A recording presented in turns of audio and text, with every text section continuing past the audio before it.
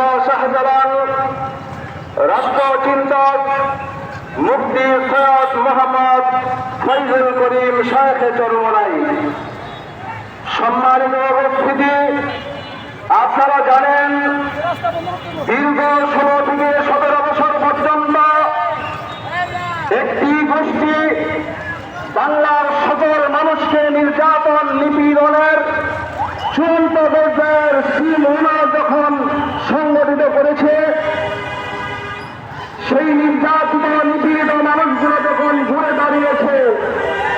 বিশেষ করে ছাত্র বৈষম্য বিরোধী ছাত্র আন্দোলনের কাছে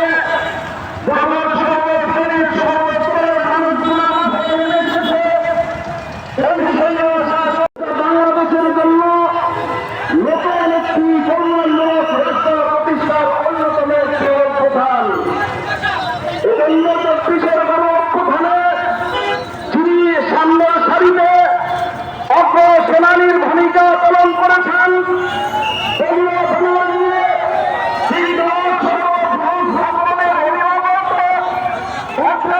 অভিভাবকের দায়িত্ব পালন করেছেন, সেই দলের নাম হল ইসলামী আন্দোলন বাংলাদেশ। কথা বলেন ঠিক কিনা? এজন্য আজকের এই গণসমাবেশ থেকে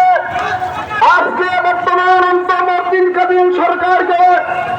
লক্ষ্য করে বলতে চাই, এই বাংলার জমিনে বাংলার জিন্দা শাহজালাল, রাষ্ট্রচিন্তক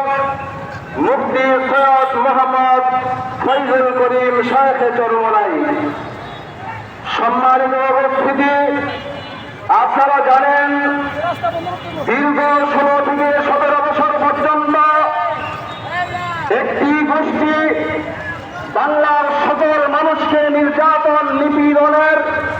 চূড়ান্ত পর্যায়ের সীমানা যখন সংগঠিত করেছে, সেই নির্যাতিত নিপীড়িত মানুষগুলো যখন ঘুরে দাঁড়িয়েছে, বিশেষ করে ছাত্র বৈষম্য বিরোধী ছাত্র আন্দোলনের কাছে যখন সর্বশ্রেণীর সর্বস্তরের মানুষগুলো মাঠে নেমে এসেছে, বাংলার জিন্দা শাহজালাল, রাষ্ট্রচিন্তক মুফতি সৈয়দ মোহাম্মদ ফয়জুল করিম শায়েখে চরমোনাই। সম্মানিত উপস্থিতি, আপনারা জানেন দীর্ঘ